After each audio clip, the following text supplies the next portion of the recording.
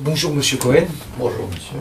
En fait, est-ce que vous pouvez vous présenter dans un premier temps pour les auditeurs? Pas tous nos auditeurs vous connaissent, très peu. Nous, on sait que vous êtes un écrivain, et à savoir un petit peu votre parcours d'écrivain dans un premier temps.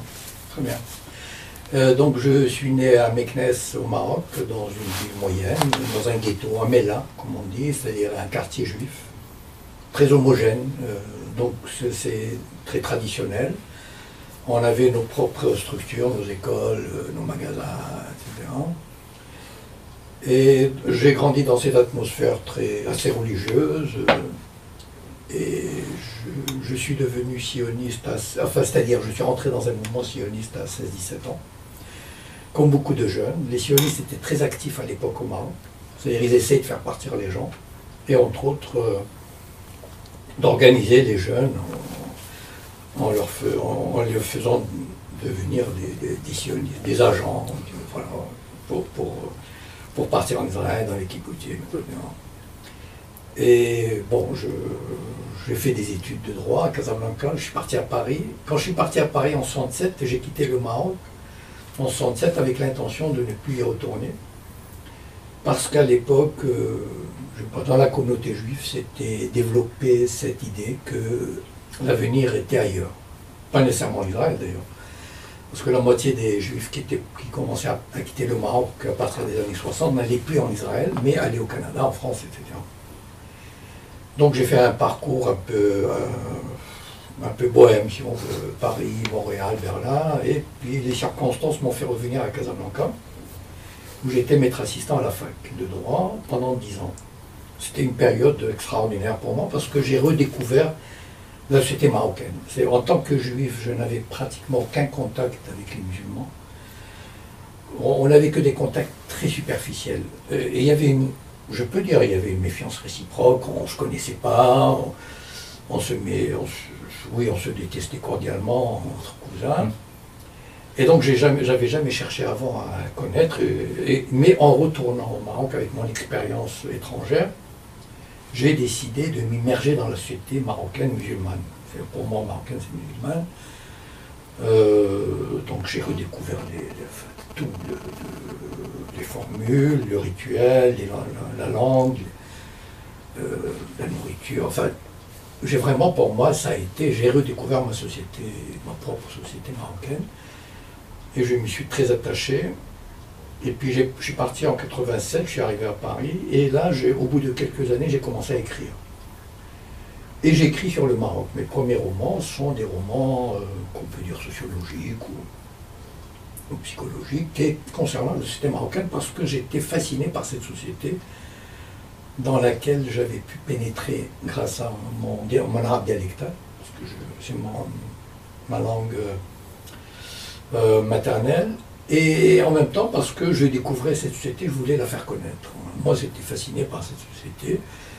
Et puis après, mon militantisme se développant, avec le temps, j'ai commencé à écrire des romans politiques comme Le Printemps des Sayanim, ou Dieu ne repasse pas avec les... Sur votre enfance à Meknès, parce qu'en fait, moi j'ai vu que vous avez été à une école qui s'appelle Talmud Torah. Oui. Oui. Vous avez gardé un bon souvenir, un bon anciennement de cette partie-là? En fait, tout le monde passait par là. Oui. C'est-à-dire, oui, Talmud Torah, ça veut dire l'étude de la Torah. Ouais. Voilà. Et l'école s'appelait comme ça. Mais en fait, c'était une école où la première année était une éducation hébraïque, à partir de 4 ans. On a garé à 4 ans. La deuxième année, on avait une matinée hébreu, c'est-à-dire instruction religieuse plutôt, et un peu d'hébreu, et puis école primaire normale. Donc mi-temps, pendant 3-4 ans. Et après, peut-être à partir du cours élémentaire, moyen, c'était le programme français, mais dans cette école même.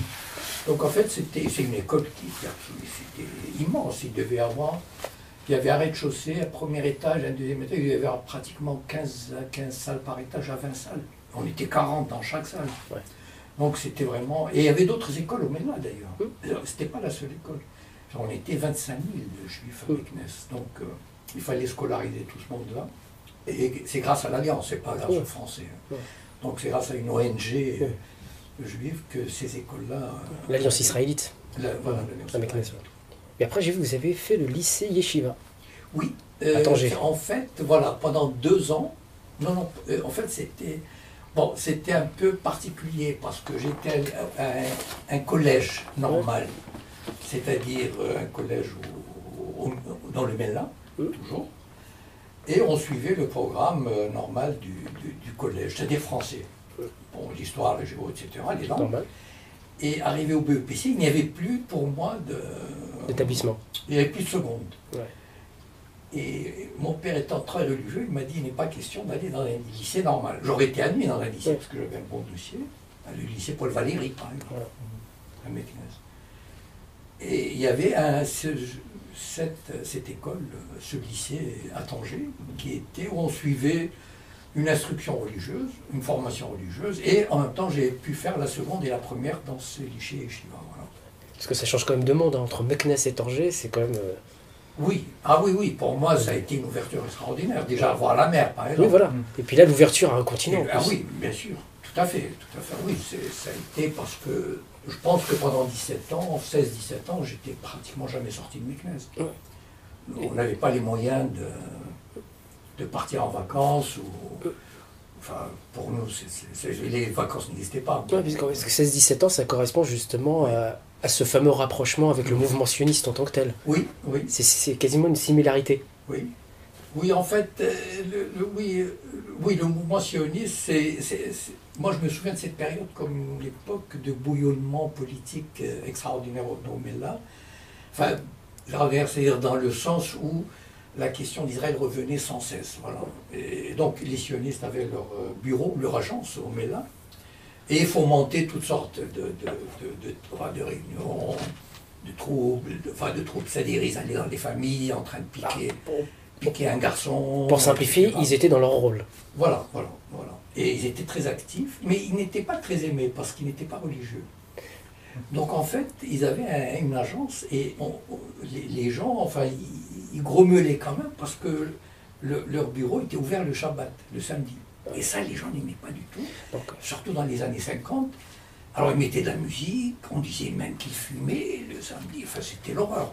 Donc les rabbins nous mettaient en garde contre ces gens-là, c'était des mécréants, des athées, etc.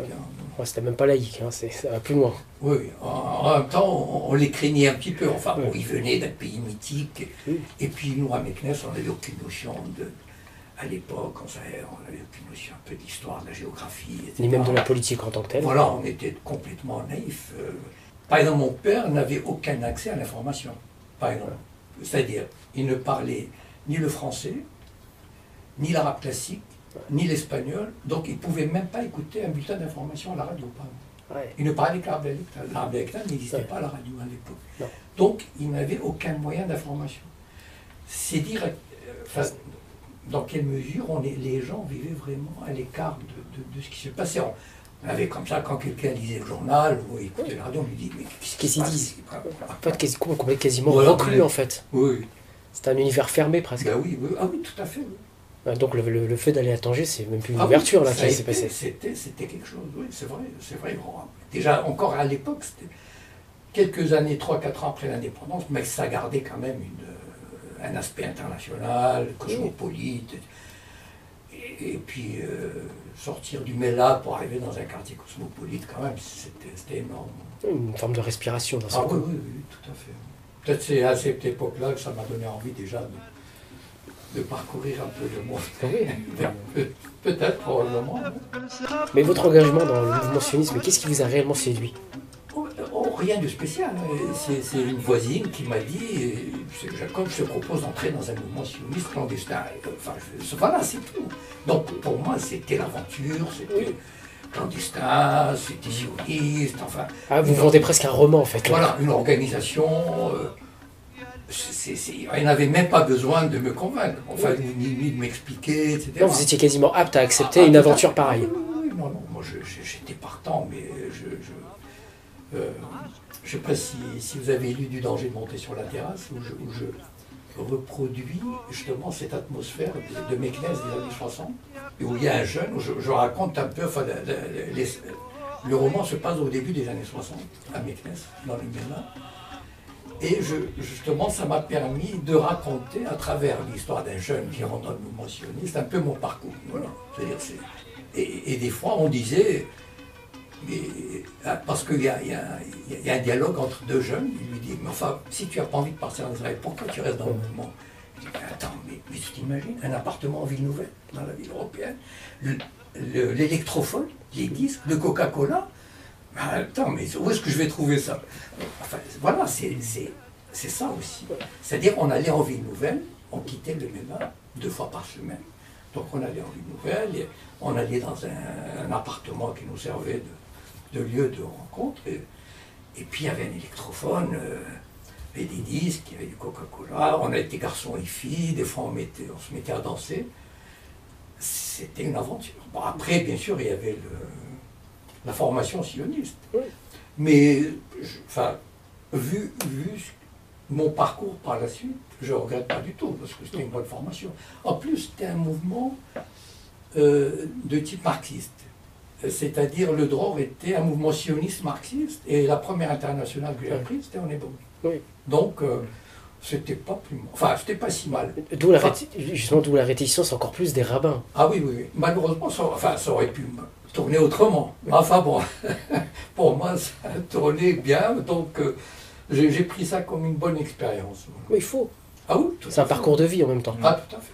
Non, je pense que c'est intéressant de voir qu'en fait, vous vous êtes laissé emporter dans une aventure en réalité, sans savoir ni les tenants ni les aboutissants au départ. Ah oui, tout à fait, oui. Mais puis même, je suis quelqu'un qui s'engage tellement qu'au bout de quelques temps, j'étais responsable du mouvement à Meknès. Et puis à Tanger aussi, j'ai continué, j'ai poursuivi à Tanger. Quand je suis revenu à Meknès pour passer le bac, j'étais quasiment le responsable, j'allais à Casablanca, rencontrer les autres responsables, etc. C'est là où j'ai découvert qu'il y avait vraiment un vrai réseau du Mossad, parce qu'il y avait vraiment des gens, des Israéliens, avec des passeports étrangers, belges, etc., avec des couvertures. Donc vous l'avez touché de près, ce Ah oui, milieu. oui, oui. Mais en fait, à vous entendre, au départ, c'est surtout les jeunes qui ont adhéré à ce mouvement sioniste, qui ont été le plus séduits. Non, en fait, les sionistes étaient très malins, c'est-à-dire ils ont organisé toutes sortes de... Comment dire? Ils ont organisé les juifs marocains à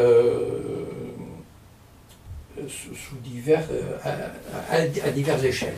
Voilà. D'abord, il y avait les jeunes, entre 16 et 20 ans.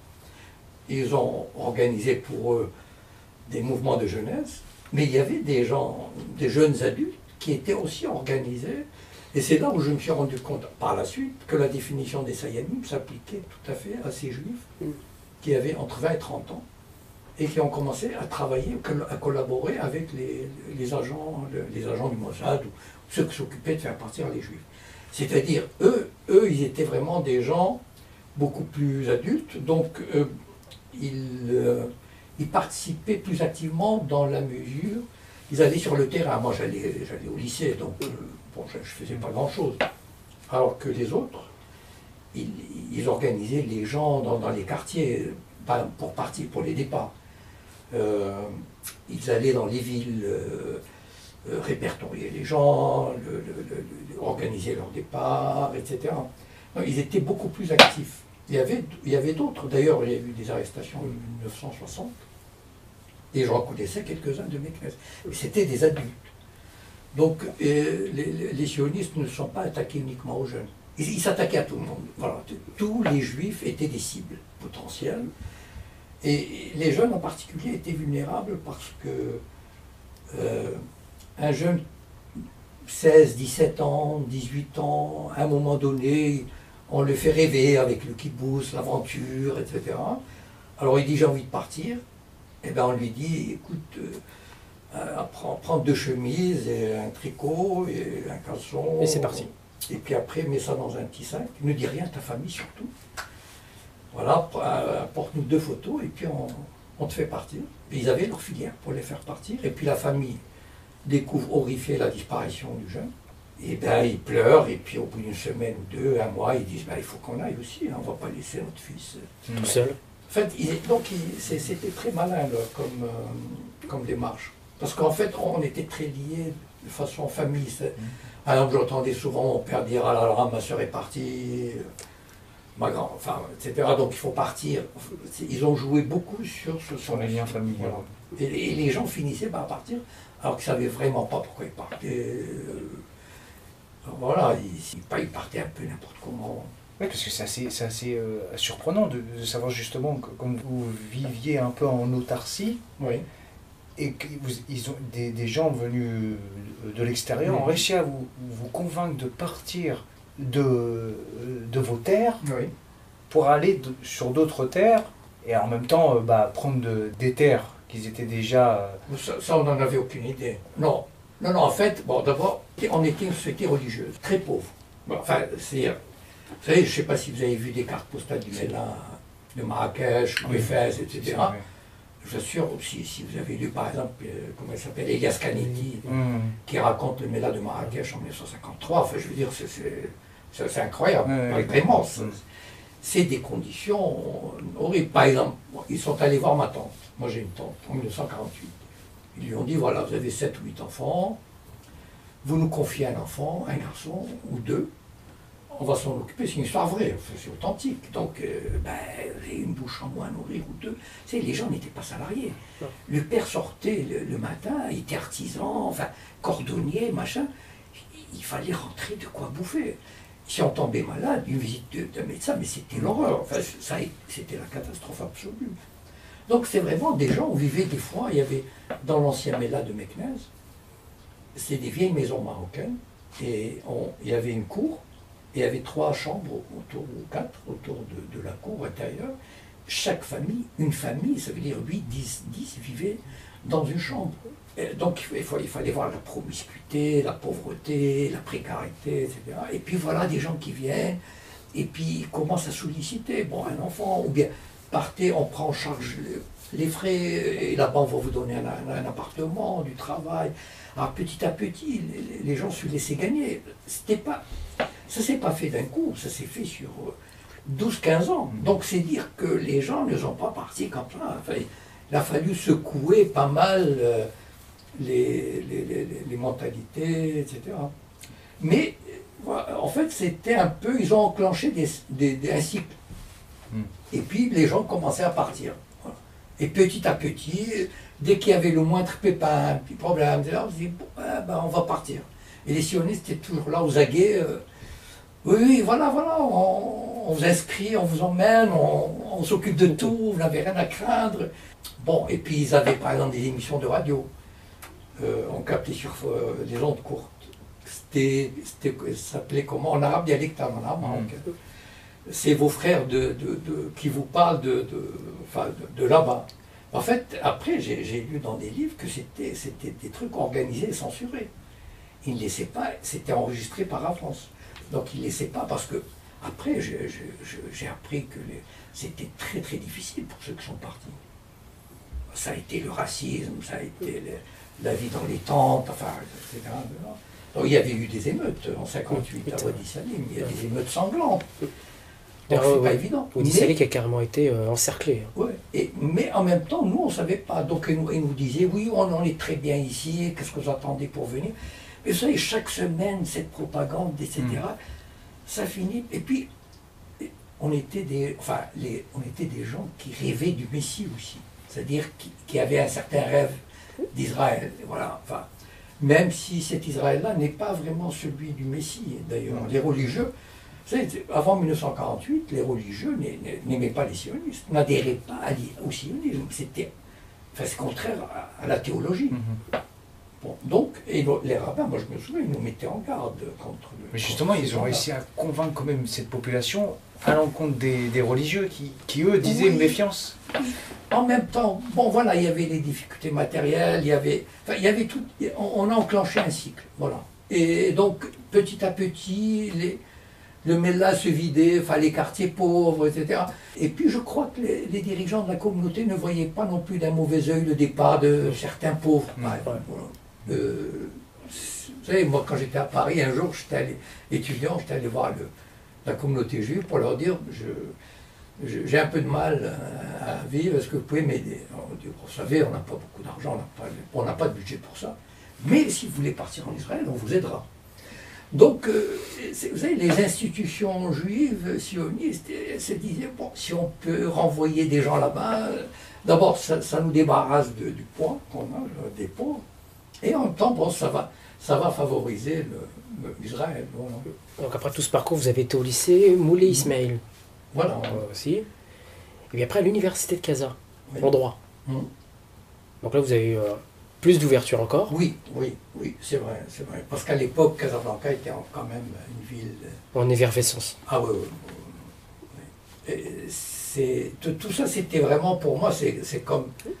Enfin, c'est comme si j'allais en Europe, presque. Enfin, voilà, le changement était Ouais, puis colossal. l'enseignement était majoritairement français. Voilà. C'est en Europe du point de vue de la modernité. Oui. Voilà. Les cinémas, les salles de bain, enfin, la mode, enfin, nous, enfin, quoi. Et puis, on vivait une vie étriquée quand même à Meknès. C'était plus... Étriquée culturellement, matériellement. On disposait de rien du tout. On n'avait pas de bibliothèque, par exemple. On n'avait pas de librairie. Moi, j'ai jamais acheté un livre avant 20 ans, enfin, je ne sais pas. Donc, on allait au puces et on s'achetait des livres d'occasion, tout ce qui faisait la vie. Par exemple, on allait à pied de Mella en Ville-Nouvelle. Bon, et on traversait, c'était pour économiser, mais ça faisait quand même 30 minutes à pied, aller, 30 minutes retour, donc on traversait des quartiers. Et il y avait un quartier où il y avait les tennis et la piscine. Évidemment, réservé aux Français à l'époque. Bon. Mais pour nous, c'était quelque chose de... Enfin, je ne sais pas, c'est comme un mythe. Voilà. Ça appartient à un autre monde. C'est vraiment, on côtoyait ce monde-là, on allait en Ville Nouvelle et puis on voyait ces Français. Enfin, moi, quand je suis arrivé à Paris, j'ai vu des Français dans le métro, je me disais, c'est pas possible, il y a des Français pauvres. J'en revenais pas parce que votre vision était plus du tout la même. voilà, pour nous, on vivait avec cette idée que les Français, de Meknès par exemple, ils habitaient dans des belles maisons, des villas, etc. Et donc pour moi, les Français, ils étaient tous comme ça. Ils étaient blonds, riches, intelligents, conduisaient de belles voitures, etc. Vous avez construit un stéréotype. Ben oui, on nous l'a construit. Vous savez, le portrait du colonisé, donc, et je l'ai réintégré, mais alors, un point tel, c'était extraordinaire. Et donc, voilà, bon, déjà, donc il y a eu les départs à Tanger, et puis le départ à Casablanca, et c'est vrai que... Mais j'étais pas encore, comment dire, j'avais pas encore satisfait ma soif de nouveautés ou de découvertes. Ça doit teaser justement. Ah ben oui, bien sûr. Puisque là... On rêvait tous, c'est comme je l'ai raconté un peu dans j'ai monté sur la terrasse, c'est-à-dire on avait à Meknès notre seul, comment dire, vous savez, j'ai quand même, aujourd'hui, quand on a 15-16 ans, enfin des choses qu'on a, mais là-bas, à Meknès, tout ce qu'on avait, c'était un boulevard, on l'appelait le boulevard, et on faisait des allers-retours. C'est tout. Et si on avait un peu d'argent, on achetait un paquet de chips. C'est tout. Mais alors vraiment, mais les restes plein la tête. Voilà, tout le monde en rêvait de Paris, voilà, en fait. Oui, l'image de la France. Ouais, ben, la capitale du colon. Ben, c'est-à-dire, nous on a eu une éducation française, on n'y peut rien. Voilà, moi, à 5 ans, 5 ans, on nous faisait des dictées de Pierre Loti, la cheminée, alors qu'on n'a jamais vu une cheminée de notre vie.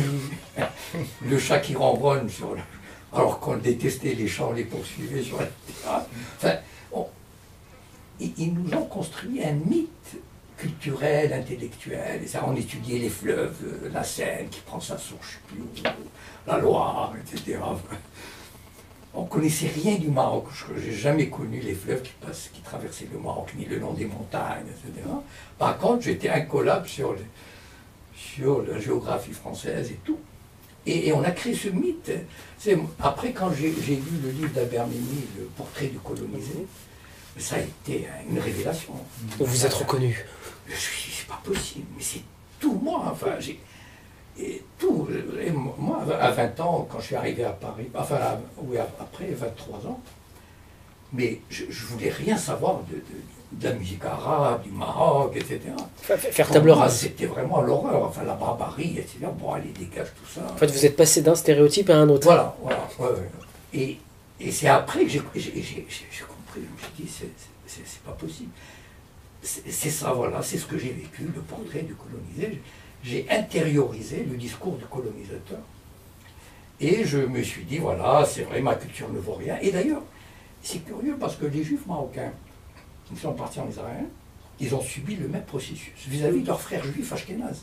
C'est-à-dire les juifs ashkénazes leur ont dit, vous êtes des minables, votre culture est minable, vous ne valez rien, vous êtes des arabes, vous êtes des noirs, vous êtes sales, vous êtes paresseux.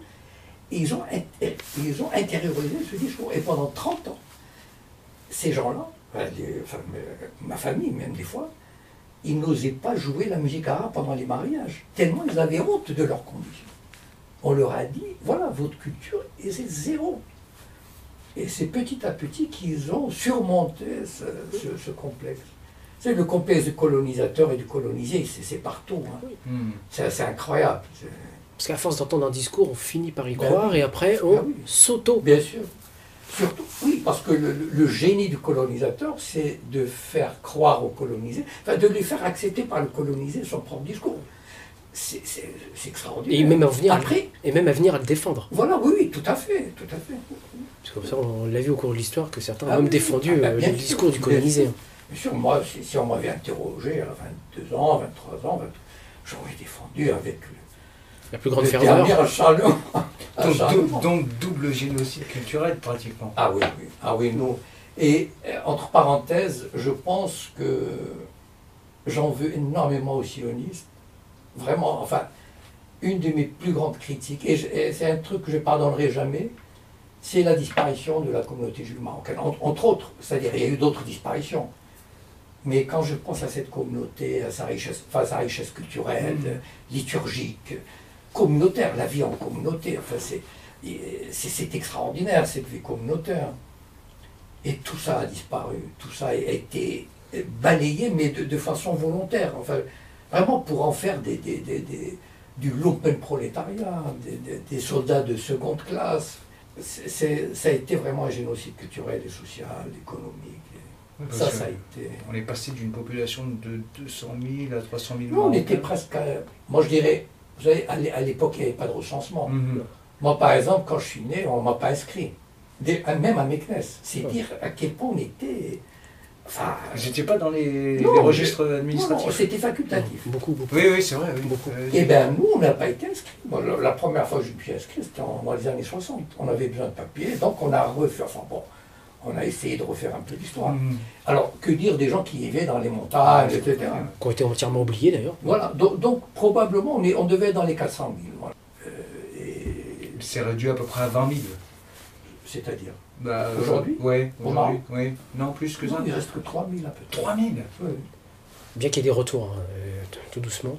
Oui. Ça, c'est une autre histoire, mais bon. Non, mais les 3 000 qui restent, ils ont toujours resté, ils n'ont jamais été attirés par les sirènes. Non. Mais en fait, la communauté juive, à partir des années 70, elle était quasiment condamnée à régresser. Pourquoi? Parce que, et ça, malheureusement, enfin, si les juifs sont partis, tout à l'heure on m'avait dit comment ça se fait qu'ils sont partis. Bon, il y a un élément dont je n'ai pas parlé, c'est que le juif a été certes sauvegardé, hein, entre guillemets, dans les pays d'islam, mais il a vécu en dhimmi, c'est-à-dire en citoyen de seconde zone. Voilà. Bon. Et au Maroc, bon, c'est-à-dire qu'au Maroc, de temps en temps, il y avait un petit assassinat, puis descendre sur le Mellah, 3-4 morts, bon, ça faisait partie, comment dire, des choses de la vie, voilà, comme des accidents, un petit tremblement de terre, etc. Bon.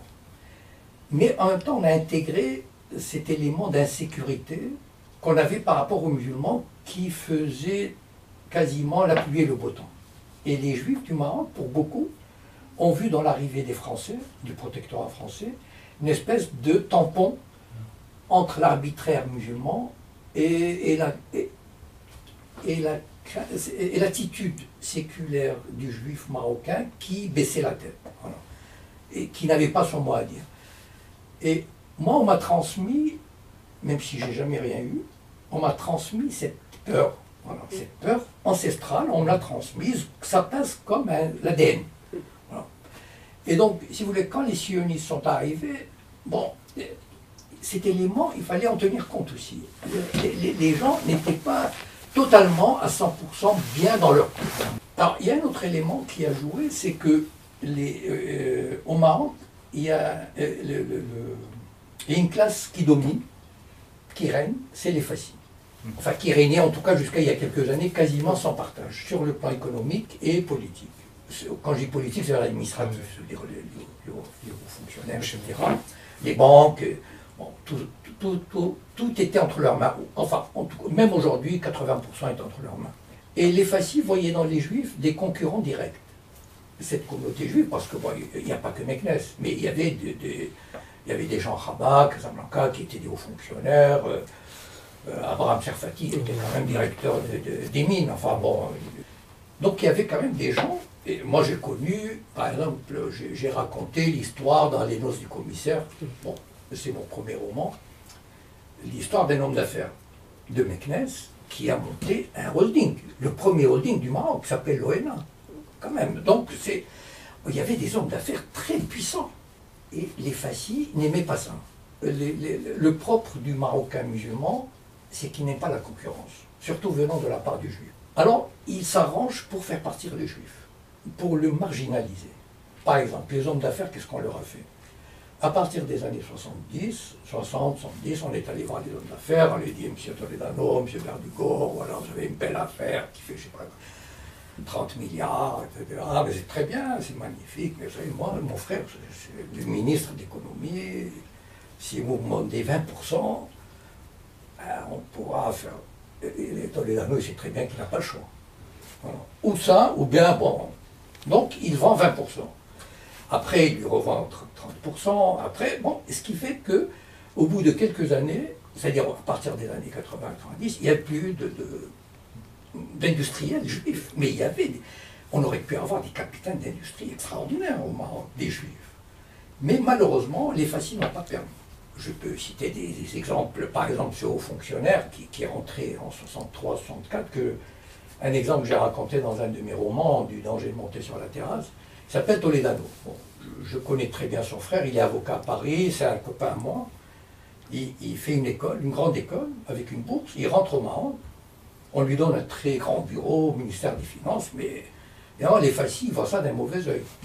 Au bout de quelques semaines, il y a un chaouche qui rentre dans le bureau de Toledano, il rentre, il sort, et il laisse négligemment une enveloppe sur le bureau. Il sort, deux flics rentrent, ils regardent, ils trouvent une enveloppe, ils disent « Ah, il y a de l'argent, corruption. » Bon, bien. Alors évidemment, bon, on le met en prison quelques jours, après il est expulsé, ce Toledano finit fondé de pouvoir chez Rothschild. Mais chez nous, à Meknes, ça a été un tremblement de terre. C'est-à-dire pour nous, notre avenir au Maroc était fini. Donc petit à petit, s'est installé dans l'idée des Juifs marocains que leur avenir n'était plus au Maroc. D'ailleurs, je vais vous donner une illustration qui est absolument parlante. Vous savez, tous ceux qui racontent que la communauté juive au Maroc est très bien, etc. C'est du bidon, c'est du pipeau. Vous savez, au Maroc, on aime bien les belles formules, les déclarations, etc. De tout le monde. Et même les Juifs d'ailleurs. Vous savez, les Juifs marocains, ils agissent d'abord comme les Marocains. Ça veut dire, vous voulez une belle déclaration, on vous fait une belle déclaration. Il n'y a pas de problème. Bon. Depuis 30-40 ans, tous les jeunes Juifs qui passent le bac, tous, 100%, passent le bac français, souvent étudiés à l'étranger et ne reviennent pas au Maroc. C'est une règle absolue. On peut, peut-être qu'il y aura 0,1%, peut-être. Mais c'est une règle que j'ai analysée, que j'ai vue concrètement auprès de certaines familles. Ça veut dire quoi? Par exemple, moi j'ai un ami qui a un homme d'affaires à Casablanca, il est très heureux. Ben, il me dit, mais moi mes enfants, ça c'est autre chose. Hein. Mes enfants sont 4 enfants, 4 à Paris. Mais on l'interroge dans les médias, il dit, on est très très bien, vive le roi, la situation est magnifique. Donc en fait, quand je dis 3000, dans 5 ans, ce sera 2500. Parce que c'est une communauté qui est destinée à s'éteindre, vu que tous les jeunes s'en vont. Et malheureusement, les Marocains, moi mais c'est un fait. Les Marocains musulmans, c'est-à-dire les fascistes, je ne mets pas tout le monde dans le même panier, les fascistes se sont arrangés pour qu'il y ait le moins de juifs possible. Voilà. Ils ont éliminé les concurrents. Ils n'ont pas vu l'intérêt du pays. Non, pour eux, c'est l'intérêt de classe. Voilà. Et c'est pour ça que, vous savez, Abraham Sarfati racontait par exemple, il y a un livre d'entretien qu'il a fait avec un sociologue qui s'appelle, un sociologue juif marocain qui enseigne à Montréal. Malheureusement, j'ai oublié le nom, mais je pense qu'il s'appelle Abitbol, mais je ne suis pas sûr. Et il raconte justement sa période marocaine en tant que cadre supérieur, etc. En 1960, il accompagne un ministre quelque part dans une délégation. Et le parti de l'Istiklal, c'est-à-dire le parti des Fassis, il reproche au ministre, il lui dit « Comment tu emmènes un juif avec toi ?» C'est ça en fait. Il reste quelque part que le juif, voilà, il n'est jamais bien vu, totalement bien vu à 100%. Et le juif le ressent. Et moi, par exemple, j'étais à la fac, j'ai fait une thèse de doctorat que le doyen Fassi ne m'a pas laissé soutenir. Bon, il y a eu des trucs, enfin bon. Bon, je me suis dit, ben, voilà, c'est tout. Il faut partir. Ça ne veut pas dire... Cette expérience-là, je l'aurais faite même si j'en connaissais le terme, parce qu'elle a été humainement extraordinaire. Mais en même temps, je me suis rendu compte qu'il y avait un divorce, voilà, entre les Marocains musulmans, enfin, et les Juifs. Et le Marocain musulman, il a ceci de particulier, il n'a pas le courage de ses opinions individuelles. Voilà. Malheureusement, c'est une société où l'opinion individuelle n'a pas force de loi. Les gens se réfugient toujours derrière des trucs de groupe. Oui, un consensus total. Voilà. Par exemple, le syndicat, moi j'étais au syndicat de l'enseignement supérieur, il voyait bien l'injustice. Enfin, comment le doyen m'empêche de soutenir une thèse de doctorat. Mais il ne pouvait pas me soutenir. Pourquoi? En plus, à l'époque, je n'étais pas antisioniste. Mais en même temps, je n'étais pas non plus pro-israélien. Enfin, je veux dire, je m'en foutais un peu de la politique. Mais ils avaient... Si quelqu'un me défendait, ils disaient « Ah, il défend un juif, etc. » Donc, c'est toujours mal vu. Donc, il vaut mieux... Alors, ils venaient me taper dans le dos en me disant « Jacob, tu sais, on est avec toi, etc. » Mais pas question de former une délégation, aller voir le doyen. Il dit « Où est le problème? Pourquoi Jacob ne peut pas soutenir le doctorat ?» Donc voilà, ce sont des choses concrètement que le juif vit concrètement au Maroc, a vécu ces 40 dernières années. D'ailleurs, enfin, si les juifs sont partis en Israël, les plus pauvres, les moins instruits, etc., à partir des années 60, ben, ils sont allés ailleurs. Ils sont allés au Canada, ils sont allés en Espagne, ils sont allés en France, parce que le juif a besoin d'être, comment dire, qu'on lui garantisse sa liberté, son intégrité, s'il a un problème avec l'administration, qui n'est pas affaire à un juge qui peut le condamner parce qu'il s'appelle Cohen ou les voilà. Et donc, petit à petit, le juif marocain a été amené à partir. Voilà. C'est conjointement le clan Fassi plus les sionistes qu'on fait que tout ça est... Abraham Sarfati l'avait dit dans ce livre-là que j'ai cité. Il dit que les nationalistes marocains et les sionistes se sont entendus pour faire partir les juifs, parce qu'ils avaient un intérêt commun, les deux. D'ailleurs, c'est pas pour rien. Les Fassis, ils ont permis aux sionistes d'emmener les juifs. Oui. Abraham Sarfati l'avait dit dans ce livre-là que j'ai cité. Il dit que les nationalistes marocains et les sionistes se sont entendus pour faire partir les juifs, parce qu'ils avaient un intérêt commun, les deux. D'ailleurs, c'est pas pour rien. Les Fassis, ils ont permis aux sionistes d'emmener les juifs. Oui. C'est une alliance, c'était une alliance objective. Tout à fait. Ah, oui, allez-y. Tout à l'heure, quand je vous disais que certains sont revenus, parce que moi je vois les quartiers où j'habite à la Bourgogne, c'est vrai que c'est des gens qui ont plus de 50 et 60 ans. Oui, voilà, bon, bien sûr, oui, il y a des petits trucs comme ça, mais... Non, j'ai pas dit que c'était tout le monde. Hein. Non, mais je sais, je suis au courant. Non, mais ce que je veux dire, c'est que quel est l'avenir d'une communauté? C'est de la jeunesse. Ouais. Voilà. Et la jeunesse, malheureusement, c'est un fait, comme je l'ai dit tout à l'heure. Déserte. La jeunesse qui passe le bac ne reste pas. C'est quasiment systématique. Et ça dure depuis 30 ans au moins. Et malheureusement, on n'a jamais vraiment posé le problème jusqu'à aujourd'hui au Maroc. Voilà. Vous savez, par exemple, il y a 3 mois, je ne sais pas si vous êtes au courant de ça, je devais faire une conférence au centre, il y a un grand homme de théâtre, Sadiki, la fondation Sadiki. Bon. Je devais faire une conférence fin janvier parce que le centre culturel des Jadida m'avait invité. Donc, j'ai pris des contacts, etc. Et au dernier moment, ils ont annulé la conférence. Pourquoi? Parce qu'ils sont allés regarder, ils ont trouvé, ils ont vu, mais attends, ce Cohen, il est complètement... Enfin, il va dire des choses qu'on n'a pas envie d'entendre. Parce que moi, je mets les pieds dans le plat. Oui. Moi, je ne dis pas les choses, parce que qu'est-ce qu'on aime entendre au Maroc? On est très bien, on a toujours bien vécu, la coexistence, la tolérance, et pas... Attendez, Martin, mais vous rêvez ou quoi? Oui, ben...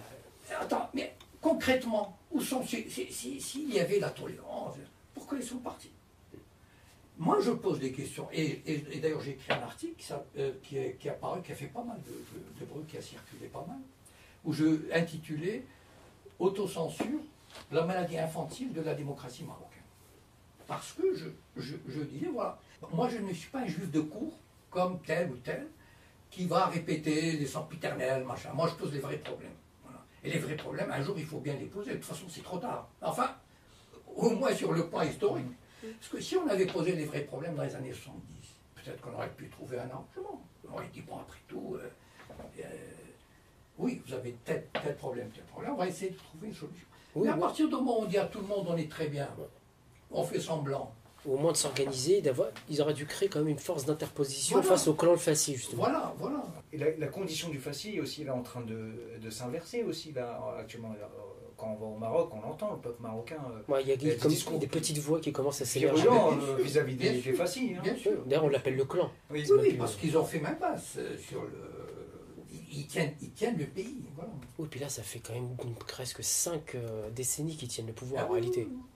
Et puis c'est le clan, la famille, bon, on se partage.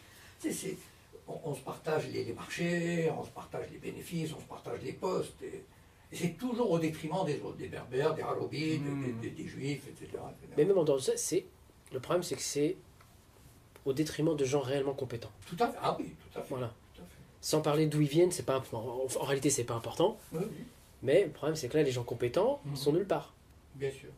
Malheureusement, il aurait fallu des voix pour le dire, mais bon, voilà, bon, j'essaye de dire, et moi, ce qui me surprend, c'est-à-dire, quand je suis allé quand même du danger de monter sur la terrasse avec pas mal de succès au Maroc, et j'ai fait quelques conférences, des interviews. Oui, quelques salons aussi, j'ai vu. Mais les gens sont complètement, ignorent totalement cette partie de leur histoire.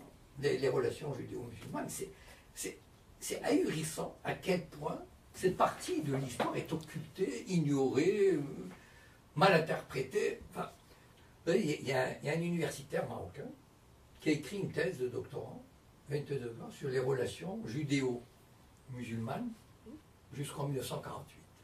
Mais, excusez l'expression, mais la connerie. Franchement, on a besoin de connaître l'histoire moderne. Bon, parce qu'il n'y a pas beaucoup qui s'intéressent à cette histoire. Pour une fois qu'on a quelqu'un... Moi, quand j'ai appris, moi je suis sûr... Bon, d'abord, il a eu une bourse des organisations juives. Donc, enfin, il a dû comprendre qu'il ne faut pas remuer des choses... ils l'ont un peu aiguillé. Voilà. Donc, il a préféré faire de l'histoire, parler avant 1948. Comme ça, on peut tout dire quasiment. Bon, on ne se mouille pas. On ne risque pas de remuer des choses, hein, ni de scandale, ni de rien du tout. Alors que ça aurait été tellement plus intéressant, enfin plus vivant, il aurait apporté quand même des choses à notre connaissance, ce qui s'est passé depuis 1948 à nos jours. Mais moi je pense que ça participe toujours de cet esprit typiquement marocain, enfin d'une société qui n'aime pas être secouée, intellectuellement, culturellement. Et en même temps, cette majorité de gens qui marchent dans cette combine. Par exemple, il y a Maroc Hebdo International, c'est un magazine nationaliste, que je regardais sur Internet parfois, mais enfin, à un moment donné, j'étais écœuré.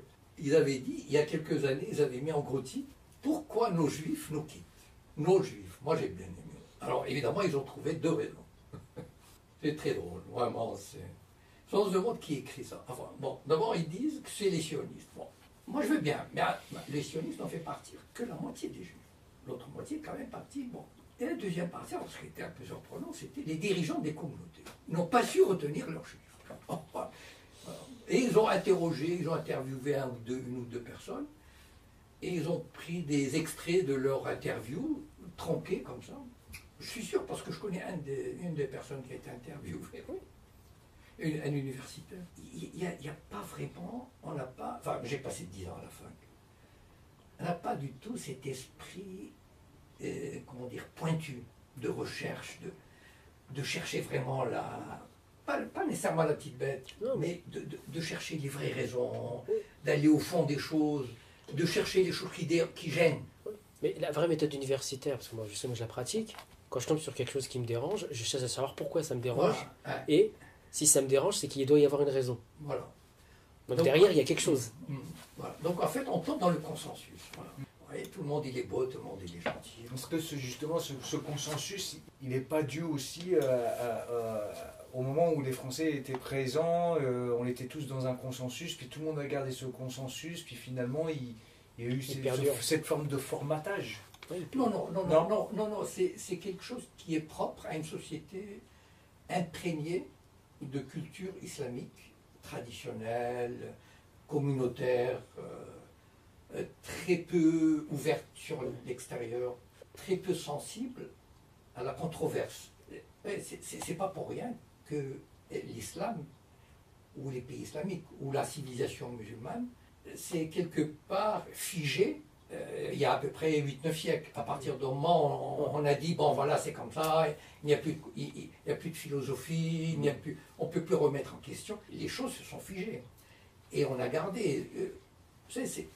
il y a des manifestations de cette façon de penser et d'être.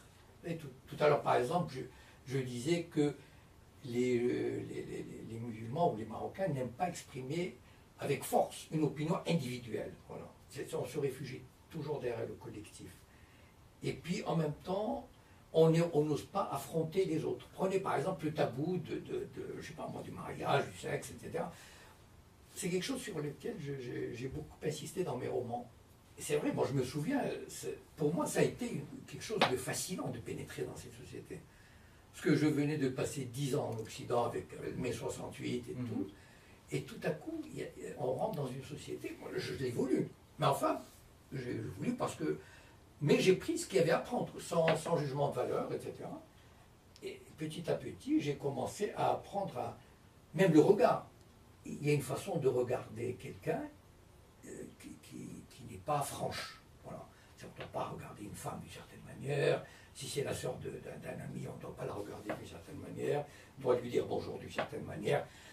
On ne doit pas dire à quelqu'un comment va ta femme. Enfin, c'est tout un ensemble de choses qu'on apprend. J'avais dit une fois dans un roman, je pense que c'était moi Latifa S, l'héroïne disait les Marocains sont des acteurs nés, extraordinaires. Peut-être pas devant la caméra, mais des acteurs parce qu'ils apprennent le double langage, la double attitude, la double vie. Et tout est en nuances, etc. Ça permet le vivre ensemble. Mais en même temps, ça ne permet pas l'éclat, le scandale, enfin le scandale, c'est-à-dire, voilà, les choses qui font avancer, qui font éclater tout ce vernis, etc. Et ça, je ne crois pas que le protectorat y a été pour quelque chose. Non, il a trouvé cette société-là qui était ainsi faite, et puis qui a poursuivi de la même manière. Mais c'est spécifique au Maroc, ça? Non, je ne connais pas les autres sociétés, mais en tout cas j'imagine que ça doit être à peu près pareil. Et d'ailleurs, tous ces problèmes que j'évoque, par exemple, sur les hommes d'affaires juifs, je sais pas, les étudiants juifs qui partent, etc., il n'y a pas un journaliste au Maroc qui est capable de sortir une chose comme ça. Enfin, moi, ou alors ils sont pas des professionnels, pour être gentils, ou alors ils sont complètement enfoncés dans leurs habitudes. Enfin, parce que, enfin, moi, si j'étais journaliste, je me gratterais la tête, je me dirais, si je parle des juifs, je me dis, c'est bizarre. Le pourquoi du comment. Il y a 30 ans, il y avait 15 000, mettons. Aujourd'hui, il y a 3 000. Enfin, je fais une enquête, je vais aller au lycée juif à Casablanca, il est à côté du lycée Lyotet. Combien d'élèves vous avez? Et il y a 10 ans, patati, je vais voir interroger les parents. Rien. Enfin, c'est ce manque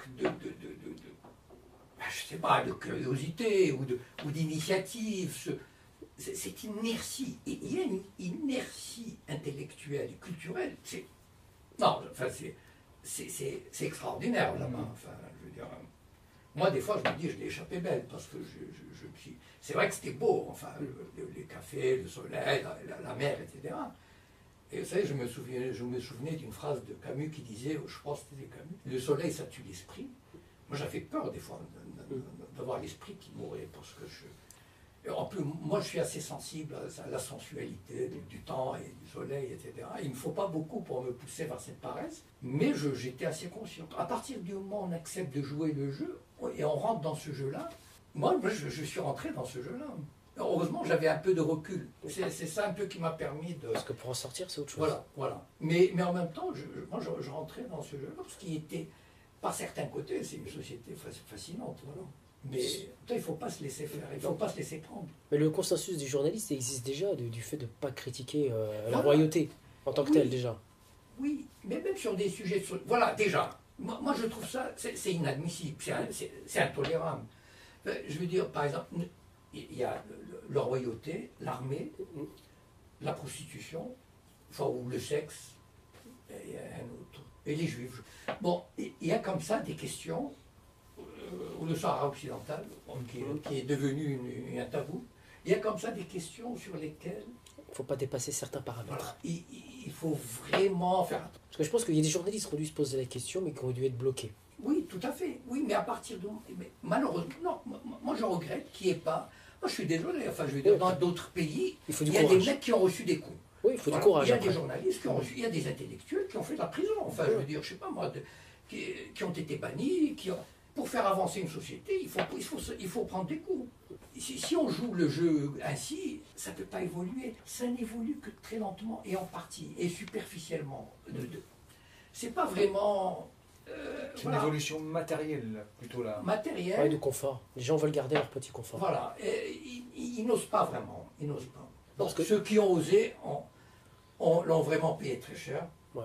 Ou sont bannis. Voilà. Alors les autres, ils se le tiennent pour dit. Ils jouent le jeu. Voilà. En fait, c'est un jeu qu'on joue. Voilà. Moi, je l'ai joué aussi. J'ai pris quelques tout petits risques, c'est-à-dire j'ai franchi de temps en temps la ligne blanche. Par exemple, en allant rendre visite à Abraham Sarfati à la prison Kenitra à 2 ou 3 reprises. Donc, ils savaient que bon, voilà.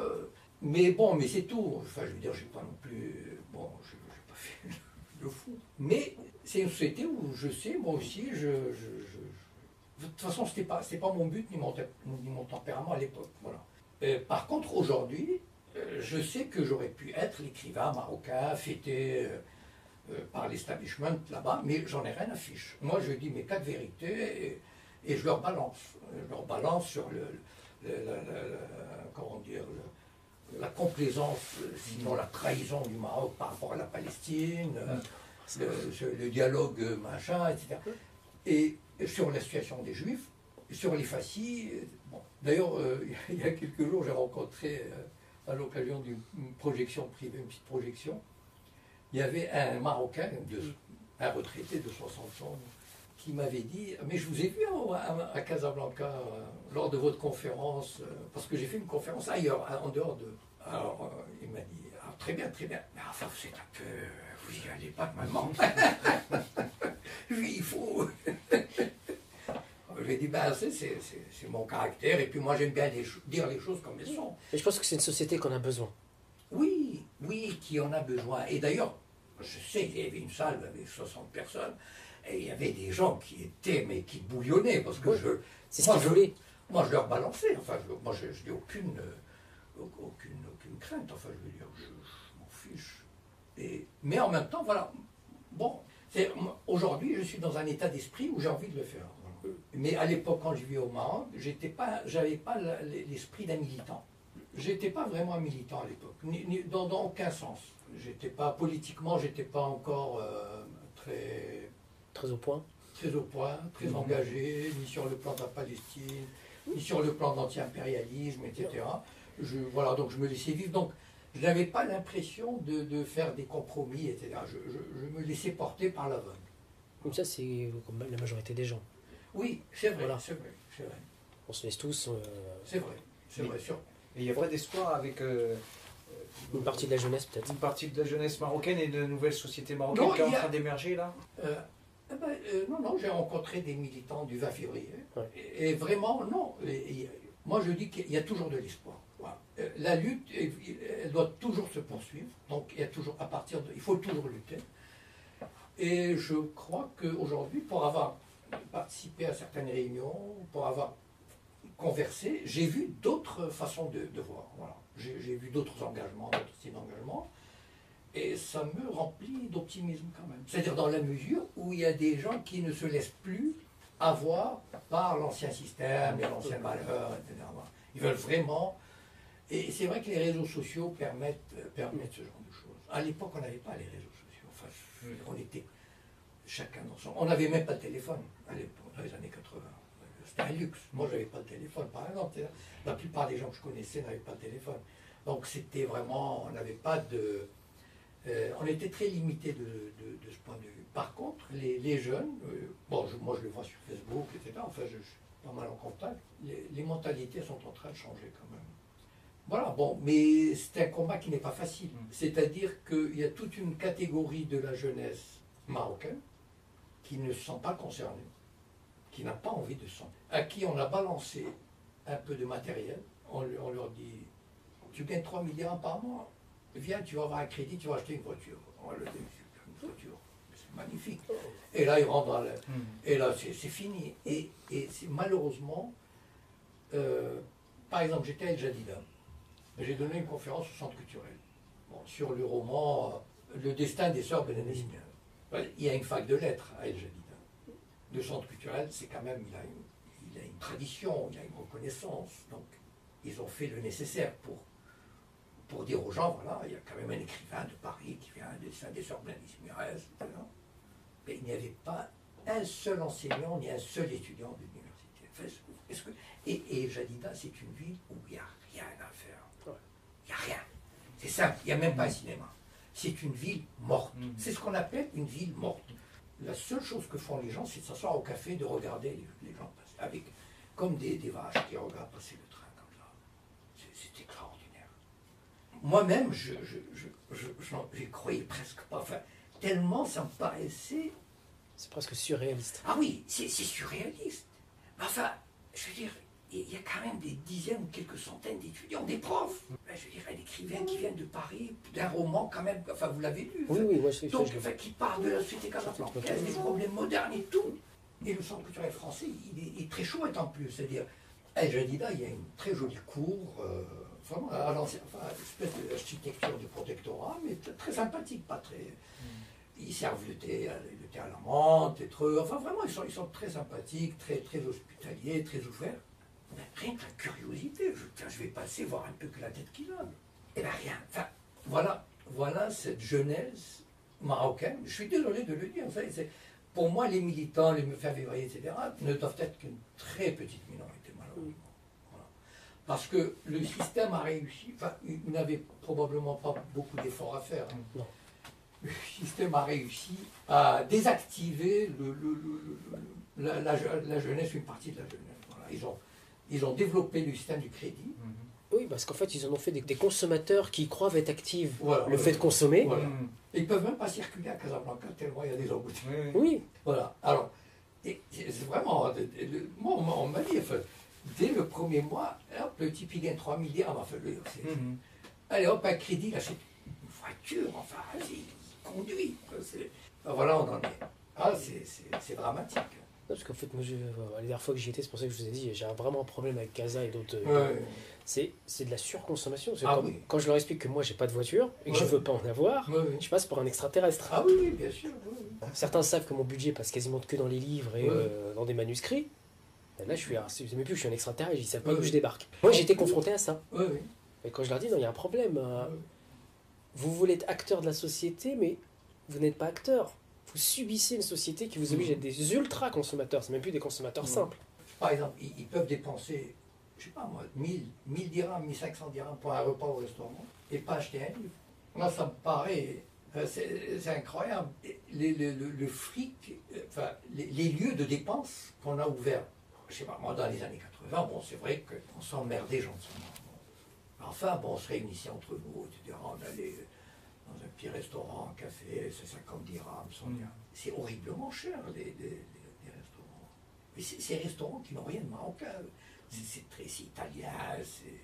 je sais pas quoi, enfin, c'est étranger. Il faut que ça soit étranger. Vraiment, le rapport, le ratio, le prix du restaurant par rapport au salaire moyen, il est horripilant. Enfin, je sais pas, il n'y a pas de commune mesure. Mais les restaurants sont pleins, les cafés sont pleins, les magasins débordent. Et alors que vous organisez un truc, je sais pas, culturel, c'est le vide. Les libraires, les éditeurs ont du mal à vendre des livres, enfin je veux dire, à avoir un tirage important, enfin voilà, c'est... Ça j'y suis confronté, parce que comme je travaille dans une librairie, on vend une partie des livres en arabe, quand on passe des commandes au Maroc, l'éditeur il est content. Ah oui. C'est hallucinant. Nous on lui en commande que 100 ou 200 ou 300 livres, il dit c'est une des plus grosses commandes du mois. Oui. Il y a un problème. Voilà, il y a vraiment un problème là. Il y a aussi des vendeurs à la sauvette qui vendent leurs films copiés, piratés à 4 dirhams. Ça se vend mieux qu'un livre du même prix. Mieux qu'un livre. Et en fait, ils sont vraiment dans l'esprit de confusion des esprits. Et pendant qu'il regarde son film, bah, il ne réfléchit pas. Pendant qu'il est dans son café, même à la rigueur... Pour aller plus loin, le vendeur est victime lui-même du système, car s'il ne fait pas ça, il n'a rien dans sa poche. Voilà, exactement, ouais. Lui, il est bloqué. Il est entre deux étaux, il fait quoi? S'il vend des livres, il sait qu'il n'aura pas d'argent. Malgré lui, il est complice de ce système. Et ça arrange bien sûr les autorités et d'autres clans. Bon, c'est vrai que moi, j'ai pas été au Maroc plus souvent que ça ces 10 dernières années, mais chaque fois que j'y étais, je vous ai dit, j'ai subi un choc. Et moi, c'est ce choc-là que j'ai du mal à supporter. Et là, dans votre roman, avec le destin des trois sœurs, on le voit bien, qu'il y a réellement un problème. Rien qu'au niveau, par exemple, de... Parce que déjà, c'est systématique dans vos romans. C'est très féminin. Ah oui, d'accord. Oui, en réalité. C'est vrai. Il y a une relation à la... Oui. Peut-être pas la femme marocaine en tant que telle, mais la femme arabe méditerranéenne, qui est particulière, qui est très particulière. Moi, je crois que la connaissance que j'ai du Maroc, cette connaissance intime, subtile, en grande partie, elle m'est venue des femmes. Parce que, bon, d'abord, j'ai eu quelques amis, c'est-à-dire, j'ai même eu une fille avec une Marocaine, donc j'ai une fille marocaine. Et en même temps, je n'étais pas considéré comme un Marocain normal. Enfin, voilà, c'est-à-dire elle me considérait différemment. Voilà. Quelque part, elle me faisait confiance. Enfin, les femmes et les hommes jouent un drôle de jeu. C'est-à-dire, ils ne souffrent pas vraiment. C'est très compliqué. On joue beaucoup. Voilà. Et on se trompe beaucoup et on joue beaucoup et on fait semblant beaucoup. Et moi, j'ai trouvé ça génial, ce genre de rapport. Tout fait tout en subtilité, en cachotterie, etc. Et en général, les hommes ne sont pas toujours gagnants, parce que les femmes sont très intelligentes et très subtiles.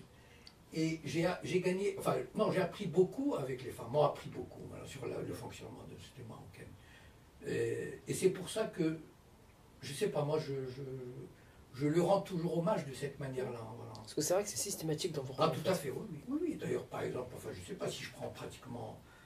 Bon, j'ai même fait un roman qui s'appelle Moi Latifa S. Voilà, donc c'est une jeune fille de 16 ans, etc. Parce que, justement, j'ai vraiment pénétré l'univers féminin. Par exemple, l'histoire de Moi Latifa S, c'est presque une histoire vraie. Presque. C'est-à-dire que moi, dans ma recherche de m'immerger dans la société marocaine, j'ai pratiquement connu tous les milieux. Autant les milieux bourgeois, sur la côte, etc. Bon, le whisky, un flot, enfin tout bas, les clichés, mais c'est tout à fait vrai, enfin les vrais clichés. Bon. Et autant des gens, par exemple comme au Habous, je connaissais une famille, et même une famille de gens, enfin des gens qui n'avaient même pas ni l'électricité ni l'eau courante, des arabisans, qui vivaient à la périphérie de Casablanca, qui grâce aux relations avec un colonel de la gendarmerie, etc., ont réussi à s'accaparer une maison d'un ancien colon, enfin bon. Donc j'ai connu vraiment des milieux. Et une des familles qui m'avait vraiment sensibilisé le plus, c'était cette famille Fassi. Et en fait, j'en veux beaucoup. Souvent on me dit que j'en veux beaucoup aux Fassi, mais c'est vrai dans une certaine mesure. Parce que les Fassi, non seulement ils en voulaient aux Juifs, mais même entre eux, quand ils se décrochent pattes entre eux, c'est terrible. Enfin, je veux dire, c'est vraiment, il n'y a aucune pitié entre eux. Par exemple, cette famille que j'ai connue au Hambourg, ils avaient, exactement comme dans le roman Mollet de Faille, c'est-à-dire ils vivaient dans une maison traditionnelle, etc., avec les éliges qui foutaient le camp, il n'y avait pas de salle de bain.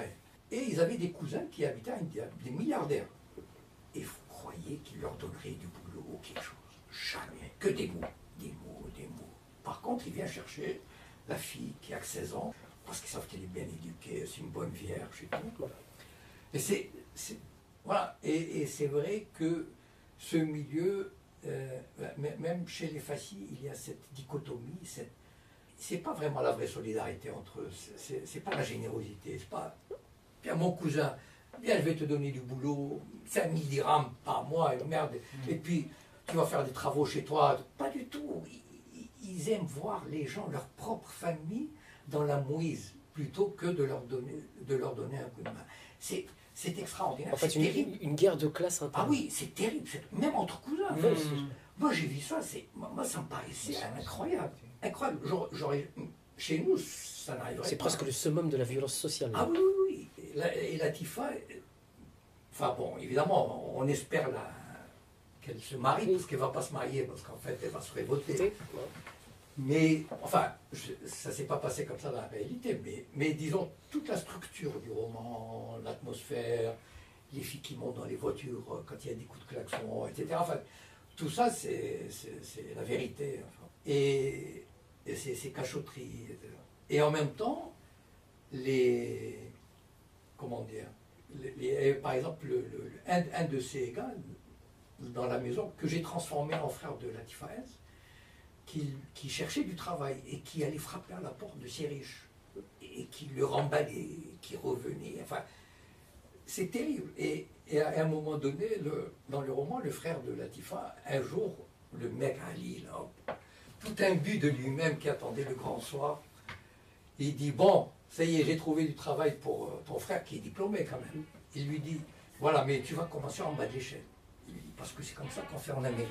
On commence toujours au bas de l'échelle, mais après on monte très vite. Ils ne peuvent pas s'empêcher d'écraser même leurs propres cousins.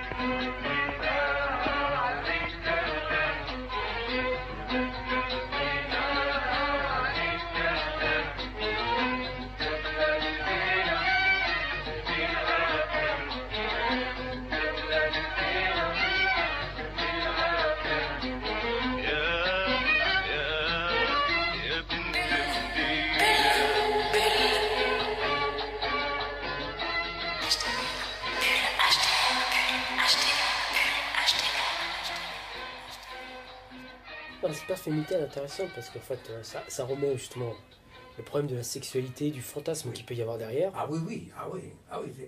Moi, enfin, c'est ces histoires de virginité, par exemple. Enfin, j'ai vécu avec pendant 10 ans. Enfin, j'ai vécu avec Célia.